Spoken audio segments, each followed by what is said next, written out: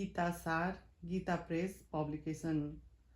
सांसारिक मोह के कारण ही मनुष्य मैं क्या करूं और क्या नहीं करूं इस दुविधा में फंसकर कर्तव्यच्युत हो जाता है। अतः मोह या सुखासक्ति के वशीभूत नहीं होना चाहिए। शरीर नाशवान है और उसे जानने वाला शरीरी अविनाशी है। इस विवेक को महत्व देना और अपने कर्तव्य का पालन करना, इन दोनों में से किसी भी एक उपाय को काम में लाने से चिंता शोक मिट जाते हैं। निष्काम भावपूर्वक केवल दूसरों के हित के लिए अपने कर्तव्य का तत्परता से पालन करने मात्र से कल्याण हो जाता है। कर्म बंधन से छूटने के दो उपाय है। कर्मों के तत्वों को जानकर निस्वार्थ भाव से कर्म करना और तत्व ज्ञान का अनुभव करना।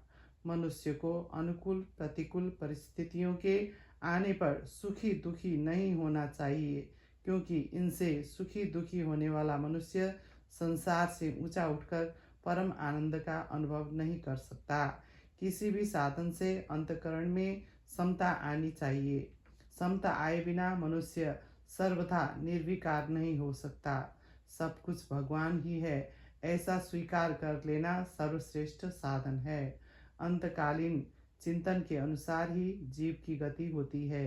अतः मनुष्य को हरदम भगवान का स्मरण करते हुए अपने कर्तव्य का पालन करना चाहिए, जिससे अंतकाल में मनुष्य भगवान की स्मृति बनी रहे। सभी मनुष्य भगवत प्राप्ति के अधिकारी है, चाहे वे किसी भी वर्ण आश्रम संप्रदाय देश वेश आदि के क्यों न हो। संसार में जहाँ भी विलक्षणता विशेषता सुंदरता महत्ता विद्वता आदि दिखे, उसको भगवान का ही मानकर भगवान का ही चिंतन करना चाहिए। इस जगत को भगवान का ही स्वरूप मानकर प्रत्येक मनुष्य भगवान के विराट रूप के दर्शन कर सकता है। जो भक्त शरीर इंद्रियां मन बुद्धि सहित अपने आप को भगवान के अर्पण कर देता है, वह भगवान को प्रिय होता है। संसार में एक परमात्मा तत्व ही जानने योग्य है, उसको जानने पर अमरता की प्राप्ति हो जाती है। संसार बंधन से छूटने के लिए सत्व रज और तम इन तीनों गुणों में से अतीत होना जरूरी है। अनन्य भक्ति से मनुष्य इन तीनों गुणों से अतीत हो जाता है। संसार का मूल आधार और अत्यंत श्रेष्ठ परम पुरुष एक परमात्मा ही है, ऐसा मानकर अनन्य भाव से उसका भजन करना चाहिए। दुर्गुण दुराचारों से ही मनुष्य 84 लाख योनियों में एवं नरकों में जाता है और दुख पाता है।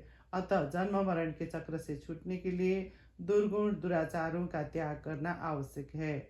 मनुष्य श्रद्धा पूर्वक जो भी शुभ कार्य करे, उनको भगवान का स्मरण करके उनके नाम का उच्चारण करके ही अभ्यास करना चाहिए। सब ग्रंथों का सार वेद है, वेदों का सार उपनिषद है, उपनिषदों का सार गीता है और गीता का सार भगवान की शरणागति है। जो अनन्य भाव से भगवान की शरण हो जाता है, उसे भगवान संपूर्ण पापों से मुक्त कर देते हैं।